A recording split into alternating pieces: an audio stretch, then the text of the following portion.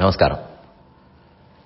நம் குடும்பத்தில் 6 பேரோ 4 பேர்களோ இருக்கிறோம் என்று வைத்துக் கொள்க. நமக்குள் எல்லாமே சரியாக இருக்கிறதுன்னு சொல்ல முடியாது.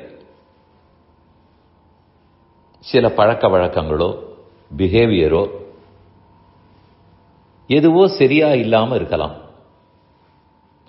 அது ஒருத்தரிடத்தில் இருக்கலாம், 2-3 பேரிடத்திலும் இருக்கலாம். அதை பற்றி பேசி தீர்த்து கொள்ள வேண்டும்.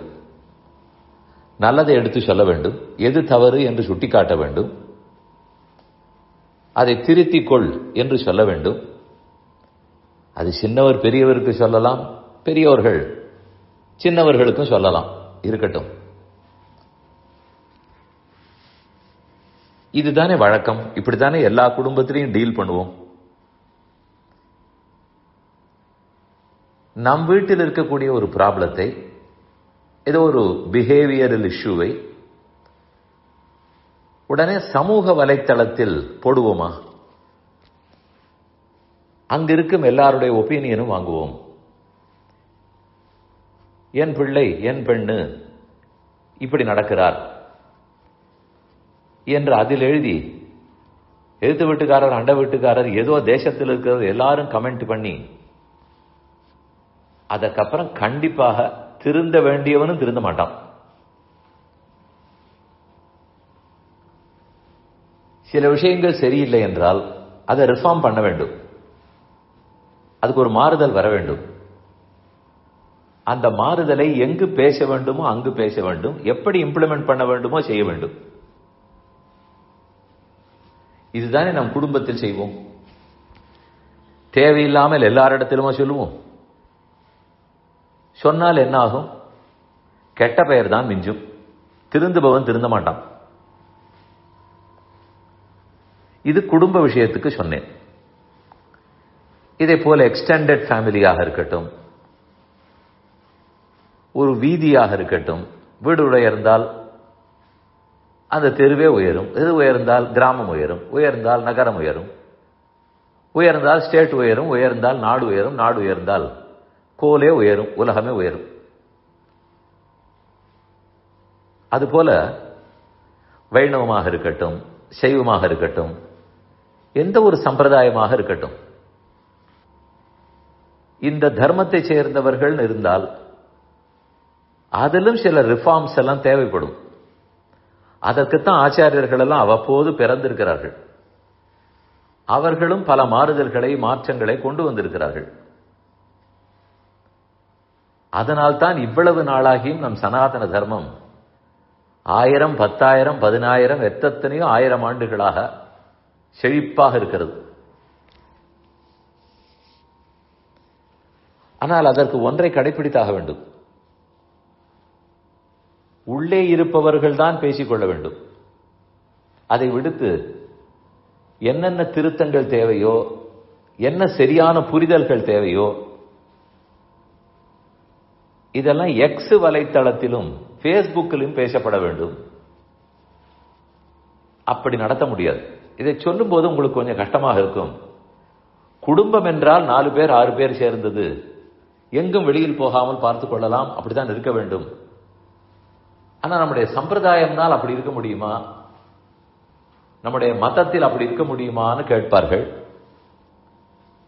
இதை ஒரு பெரிய குடும்பம்னு புரிந்து கொண்டால் தான் அதை நடைமுறைப்படுத்த முடியும். ஏன் வெளியில் பேசினால் தான் என்ன? ரிஃபார்ம்ஸ் எல்லாம் வெளியிலேந்து வரட்டுமேனால் வராது. பிளேமிங்கும் இன்சல்ட்டிங்கும் தான் வரும். உள்ளே பேச வேண்டிய விஷயத்தை வெளியில் பேசினோம் என்றால் அவர்களுக்கு அது லட்டு போலே. உண்மையில் பார்த்தால் குற்றம் சின்னதாக இருக்கும், மாற்ற வேண்டியது சின்னதாக இருக்கும். அது எதிலும் இருக்கும், எப்போதும் இருக்கும், மாற்றித்தான் ஆக வேண்டும். அது வெளியில் பேசப்படும் போது, பொது வெளியில் பேசப்படும் போது இந்த சின்னது பெருசாக்கி பெருசாக்கி பூதாகாரமாக காட்டப்படும். கடைசியில் அதில் நமக்கே நம்பிக்கை போய்விடும். மற்ற மதத்தவர்களை பார்த்தால் பல விஷயங்கள் அப்பப்படியே உள்ளேதான் பேசப்படுகின்றன. நான் எந்த தவறை பற்றியோ தப்பான முடிவுகளை பற்றியோ சொல்லவே இல்லை. என்ன திருத்தம் வர வேண்டுமோ அதை சார்ந்தவர்களுக்குள் பேசிக்கொள்ள வேண்டும். குடும்பம் தானே, சின்ன குடும்பம், இது பெரிய குடும்பம்.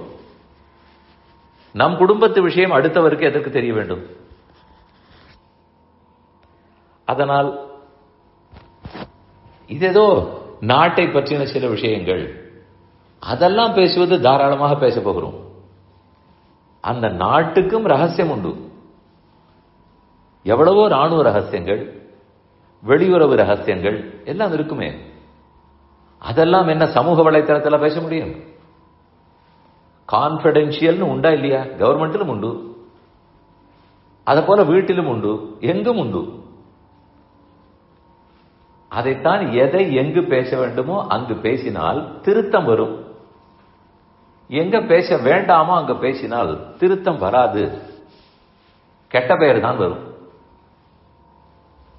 அதனால் எதற்கெடுத்தாலும் சமூக வலைத்தளம் சரி, ஏதோ போகும் வழிக்கு மேப் தேவைப்பட்டது, ஆப் சொல்லிட்டு இதெல்லாம் உபயோகப்படுகிறது. படுத்துங்கள். எது எங்கெங்க பேசி தீர்க்க வேண்டுமோ அங்க இருந்தால்தான் அது நலமாக இருக்கும். அப்பதான் நாம் எதிர்பார்க்கக்கூடிய அந்த டிரான்ஸ்பர்மேஷன், அந்த மாறுதல், மாற்றம் அப்போதுதான் வரும்.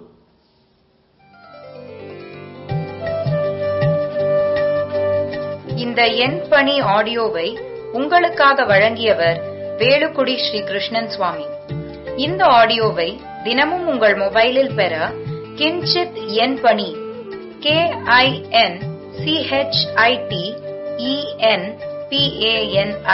என்ற ஆப்பை கூகுள் பிளே ஸ்டோரிலோ அல்லது ஆப்பிள் ஐஸ்டோரிலோ டவுன்லோட் செய்து கொள்ளவும்.